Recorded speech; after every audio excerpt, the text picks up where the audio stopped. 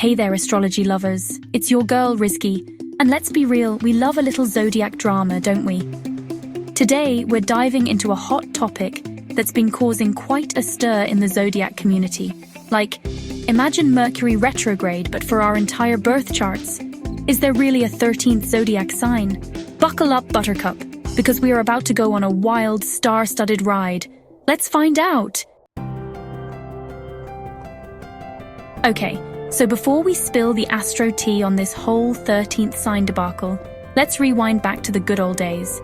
You know, like way back when people thought the earth was flat and avocado toast wasn't a thing yet?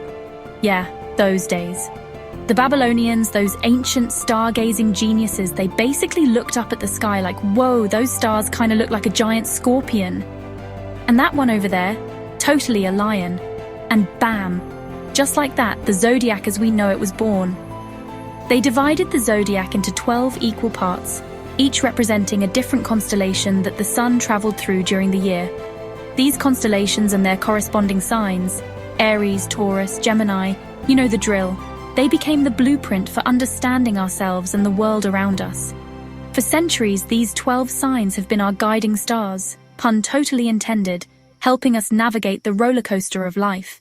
But hold up, because things are about to get interesting. Enter Ophiuchus. This constellation, often depicted as a serpent bearer, isn't exactly a newcomer to the cosmic party. It's been chilling in the night sky for ages, but it's always been kinda left off the guest list, you know? See, Ophiuchus hangs out on the ecliptic, which is like the sun's VIP pathway across the sky. And guess what? The sun actually passes through Ophiuchus for a hot minute each year, from about November 29th to December 17th. So if we're being technically, Ophiuchus has just as much right to be on the zodiac calendar as the other 12 signs. I told you this was going to be juicy. Now I know what you're thinking. Wait, does this mean my entire life has been a lie? Am I not actually a Sagittarius, but some serpent-wielding, whatever Ophiuchus is supposed to be? Don't freak out just yet. Let's break this down a little further. Chapter 3. NASA enters the chat. Okay, so remember how I said things were about to get interesting? Well, hold on to your telescopes, because NASA just strolled onto the scene, casually dropping truth bombs like it's no big deal. In 2016, NASA published an article on their website about the Babylonians and the Zodiac. They were basically like, hey, just FYI, those ancient astronomers knew about Ophiuchus. They just decided to stick with a 12-sign system because, you know, 12 is a way neater number than 13. And then, the internet exploded. People were shook. It was like finding out your favorite band is breaking up, except 1,000 times more dramatic because, you know, astrology. Now here's the thing, NASA wasn't trying to rewrite the zodiac or anything. They were just stating astronomical facts. But, as with anything on the internet, things kinda got blown out of proportion. Chapter 4. Zodiac shakeup is your sign about to change. So, if we were to actually add Ophiuchus to the mix, it would totally shake up the zodiac calendar as we know it.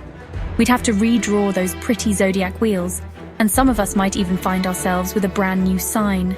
Imagine waking up one morning and realizing you're no longer a fiery Leo, but a whatever an Ophiuchus is like. I don't even know if there's a good emoji for that yet. But here's the catch. Astrology isn't just about which constellation the sun happened to be in when you were born. It's way more complex than that. It takes into account the positions of the moon, the planets, all that jazz. So even if Ophiuchus officially joined the zodiac squad, it wouldn't necessarily invalidate your entire birth chart. You'd still be you, just maybe with a little extra serpent energy thrown in for good measure.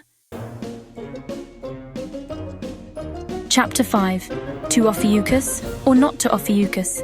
The experts weigh in.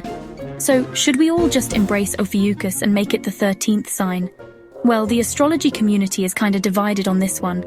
Some astrologers are all for it, arguing that it's about time we acknowledge Ophiuchus's rightful place in the zodiac. They believe that adding a 13th sign would provide a more accurate and nuanced understanding of astrology. Others, however, are perfectly content with the traditional 12-sign system. They argue that astrology is a symbolic language and that the current zodiac already provides a comprehensive framework for understanding ourselves and the world around us. Plus, let's be real, changing something that's been around for centuries, that's a lot of astrological paperwork. Outro Ophiuchus, friend or foe, you decide. So what do you think? Should Ophiuchus be the 13th zodiac sign? Are you ready to embrace the serpent bearer, or are you sticking with the OG 12? Let us know in the comments below. Don't forget to like, share, and subscribe for more astrology insights. Until next time, stay curious, stay sparkly, and remember, no matter what your sign is, you're out of this world.